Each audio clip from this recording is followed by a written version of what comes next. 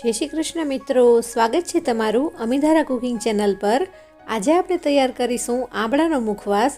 Season में आपणे अलग अलग रीते आंबळाने कंज्यूम करी शकीए छीए। तो आज आपणे आंबळानो मुखवास बनाववा माटे सौथी पहला 500 ग्राम जेटला मैं अहींया आंबळाने धोई साफ करी अने लीधेला छे।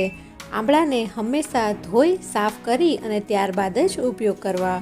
त्यारबाद આપણે મુખવાસ બનાવવા માટે સૌથી પહેલાં ગ્રેટરનો ઉપયોગ કરીશું, જેમાં બધા જ આમળાને આ રીતે મોટી ખમણીથી ખમણી અને તૈયાર કરી લેશું।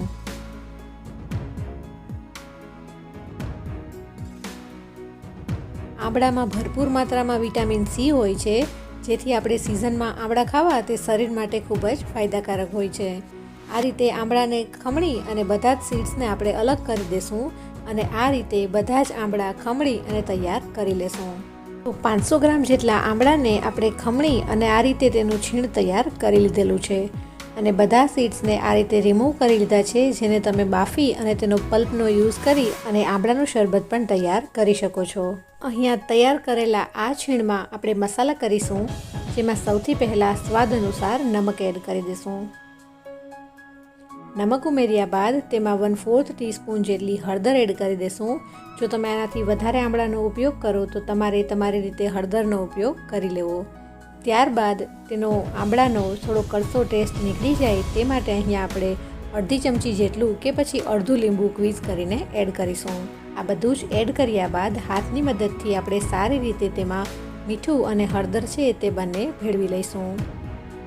तैयार करेलू आ छीण छे तेने छूटું छूटું कोईपण कॉटनना कपड़ा पर के आ रीते कोईपण प्लेट में सूकववा माटे तैयार करी लेशुं अने आ रीते आपणे आंबळाना छीणने सूकववानुं छे, जेथी करीने आंबळा छे ते सुकाई ड्राय थई अने तेनो मुखवास तैयार थई जाय। अहीं आपणे तेने तड़कामां दिवसना सूकवीशुं अने रात्रे फरी घरमां लई लेशुं।